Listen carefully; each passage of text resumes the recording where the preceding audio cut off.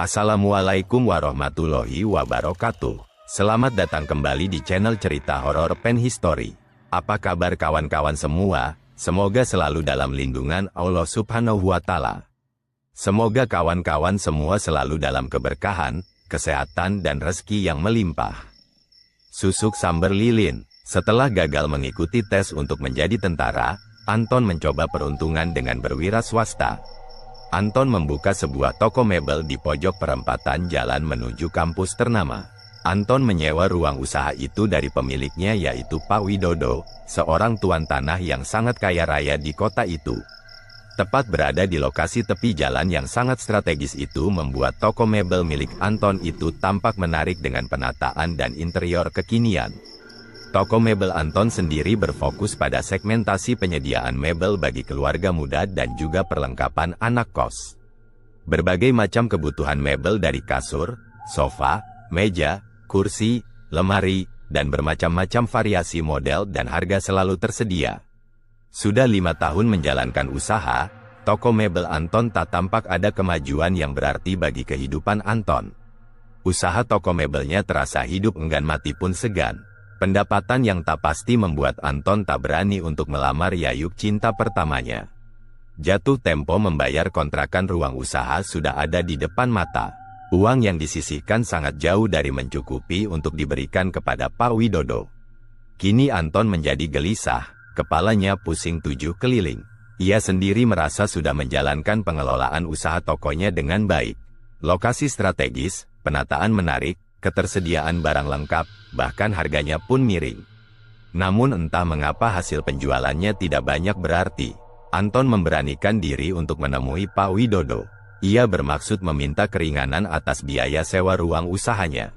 Aku memahami kesulitanmu, tetapi kita tak akan pernah keluar dari kesulitan tanpa adanya usaha lebih untuk mengatasinya, kata Pak Widodo. Pak Widodo kemudian mengisahkan dirinya yang dahulu hanya anak miskin yang selalu kesulitan dalam menghadapi hidup. Jujur kamu mau, aku tunjukkan jalan keluarnya, kata Pak Widodo dengan tenangnya. Pak Widodo kemudian menceritakan tentang apa yang telah ia jalani hingga menjadi kaya raya seperti sekarang ini. Pak Widodo menceritakan bahwa sebenarnya ia telah mengambil pesugihan untuk mendapatkan kekayaan. Ia yang dahulunya hidup pas-pasan kini berubah menjadi kaya raya dengan berjalannya waktu.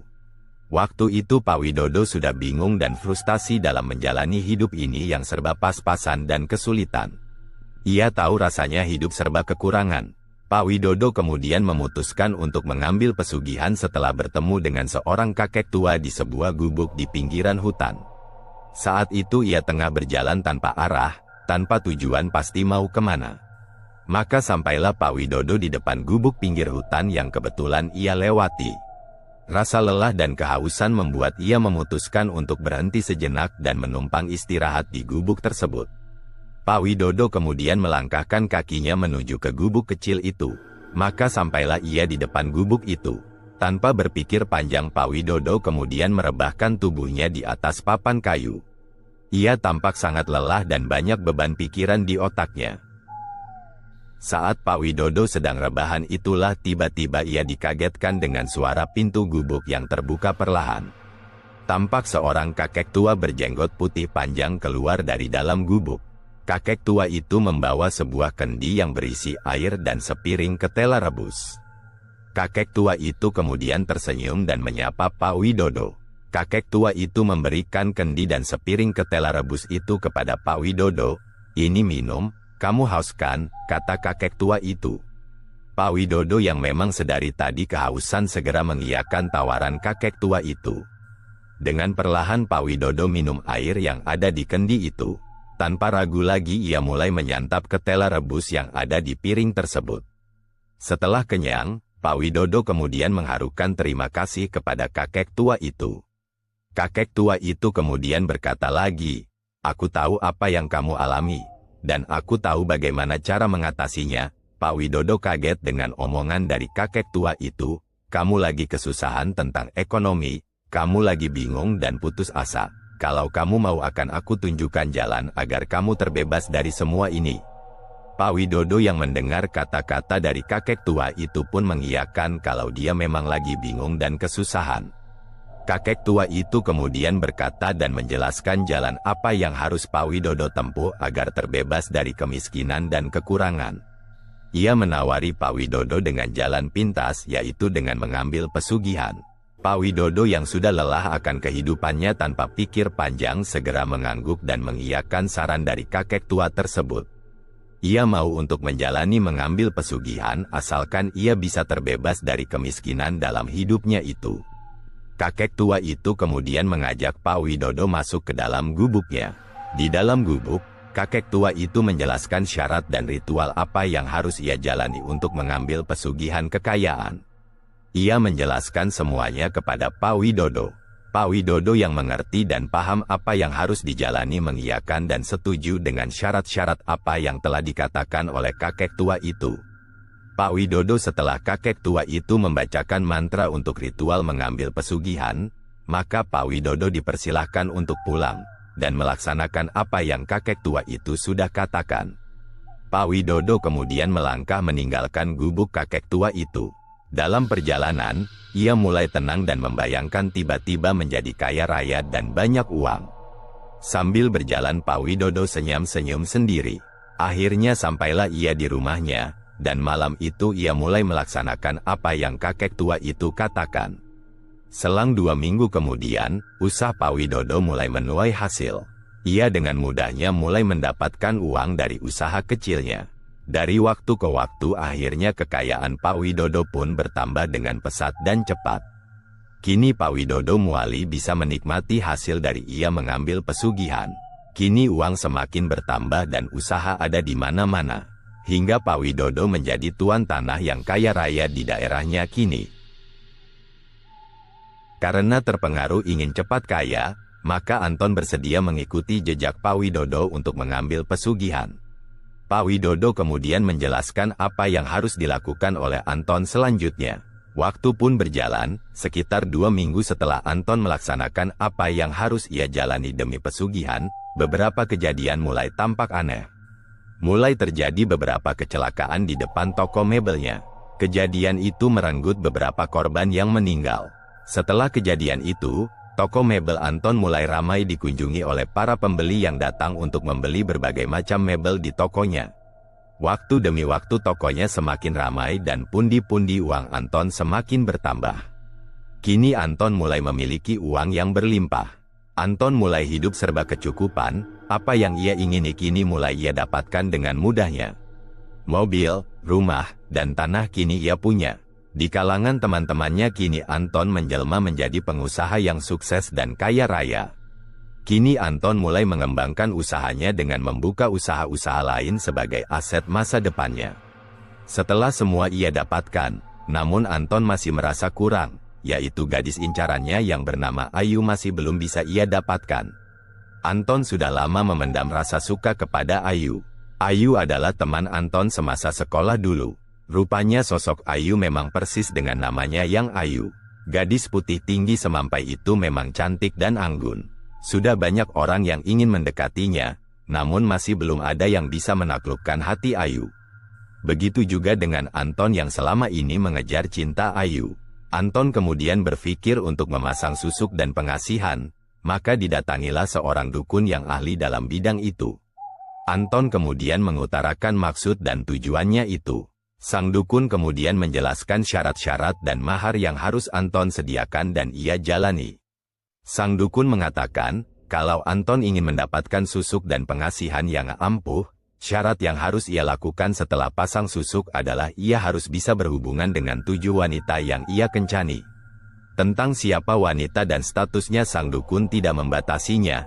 Yang penting Anton harus berhubungan dengan 7 wanita yang berbeda dan dengan ritual yang telah dijelaskan oleh sang dukun. Karena rasa ingin mendapatkan Ayu, maka Anton bersedia dengan syarat-syarat yang dijelaskan sang dukun. Maka setelah memasang susuk dan membayar mahar kepada sang dukun, hari berikutnya Anton mulai berburu wanita untuk menjadi teman tidurnya sebagai syarat yang harus ia lakukan. Malam itu Anton bertemu dengan seorang wanita yang lagi asik ngopi di kafe. Maka berkenalanlah Anton dengan wanita itu. Tak lama kemudian entah apa yang mereka bicarakan, hingga sang wanita itu pun mau ikut dengan Anton masuk ke dalam mobilnya dan segera meninggalkan kafe tersebut. Anton menjalankan mobilnya menuju ke sebuah penginapan. Malam itu Anton menghabiskan waktu bersama wanita tersebut. Malam itu Anton melaksanakan syarat yang pertama. Selanjutnya Anton menjalani syarat itu berganti pasangan 7 kali, hingga akhirnya selesai juga ia merampungkan syarat itu. Memang susuk dan pengasihan yang dimiliki Anton sangat manjur, namun sampai detik ini belum juga ia dapat menaklukkan hati Ayu. Anton malah kini dikejar oleh tante-tante pemilik salon depan tokonya. Tante-tante itu malah mengejar-ngejar Anton karena terpikat oleh parasnya dan mungkin efek dari susuk dan pesugihan yang ia miliki. Sebut saja tante itu bernama Tante Mirna, biarpun umurnya sudah kepala 5. Namun badan dan kecantikan Tante Mirna masih seperti gadis umuran 30-an. Wajah yang cantik dan bodi yang aduhai membuat siapa saja yang melihatnya tergoda. Suatu hari saat Anton pulang dari kafe, saat itu ia tidak tahu kalau ia akan bertemu dengan Tante Mirna. Saat bertemu dengannya, Anton tiba-tiba tertarik dengan Tante Mirna dan mengajak Tante Mirna mampir ke rumahnya. Tante Mirna yang menunggu saat-saat itu segera mengiyakan ajakan Anton. Sampailah mereka berdua di rumah Anton. Malam semakin larut dan entah kenapa dia insan manusia itu terbawa oleh buayan suasana yang membuat mereka berduaan hingga pagi. Waktu terus berlalu dan Anton malah kini semakin lengket dengan Tante Mirna. Hampir setiap saat dan waktu ia habiskan bersama Tante Mirna. Anton tak lagi sungkan-sungkan mengajak Tante Mirna. Ia pun juga sering berikan Tante Mirna uang, perhiasan dan lainnya. Kini Anton malah lupa dengan Ayu pujaan yang ternyata Tante Mirna juga memiliki susuk pengasihan. Tak ayal malah dia duanya sama-sama lengket. Hari demi hari, waktu demi waktu mereka habiskan bersama, hingga suatu saat Anton kelupaan dengan sesajen yang selalu ia siapkan untuk memperpanjang pesugihannya. Ia baru sadar ketika kini tokonya malah mulai menjadi sepi dan kurang pembeli. Alhasil kini pemasukan Anton mulai menurun dan berkurang. Usaha Anton yang lain juga mulai merosot pemasukannya. Lambat laun kini tabungan Anton mulai terkuras, tanah miliknya mulai terjual. Anton sendiri tidak bisa meninggalkan gaya hidupnya yang boros. Apalagi sekarang ia bersama Tante Mirna yang selalu ia cukupi apa yang diinginkannya. Anton sudah terbuai dan lupa segalanya. Hidupnya hanya diisi dengan bersenang-senang bersama Tante Mirna.